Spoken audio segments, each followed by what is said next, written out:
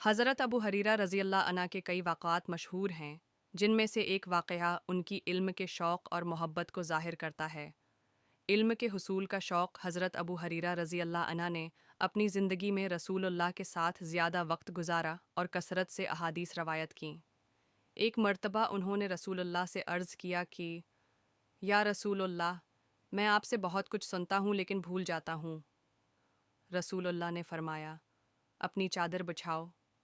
हज़रत अबू हरीरा रज़ी अल्लाह अन्हा ने फ़ौरन अपनी चादर बिछा दी। रसूलुल्लाह ने अपने हाथ में एक चोटी लेकर कहा, ये चोटी मेरे हाथ में है।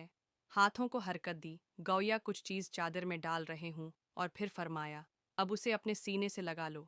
हज़रत अबू हरीरा रज़ी अल्लाह इन्हा ने ऐसा ही किया। उसके बाद उन्होंने कहा, क़िस्म है उस ज़ात की जिसके हाथ में मेरी जान है, मैं जो भी बात रसूलुल्लाह से सुनता हूँ उसे कभी नहीं भूलता। गरीबों और मुस्किनों की खिदमत हज़रत अबू हरीरा रज़ी अल्लाह इन्हा अपनी ज़िंदगी का बड़ा हिस्सा गुर्बत में गुजारने वाले थे।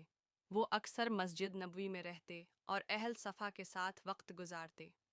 एक दफ़ा वो भूख की शिद्दत से मजबूर होकर रास्ते में बैठ गए और लोगों से दीन की किसी बात के मुताल्लिक़ सवाल करने लगे ताकि कोई उनको खाने के लिए बुलाए।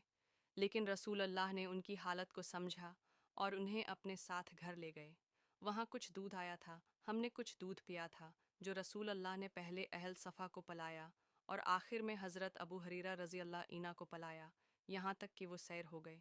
ये वाक़यात हज़रत अबू हरीरा रज़ी अल्लाह इन्हा की इल्म, ईमान और क़ुरबानी की मिसाल हैं।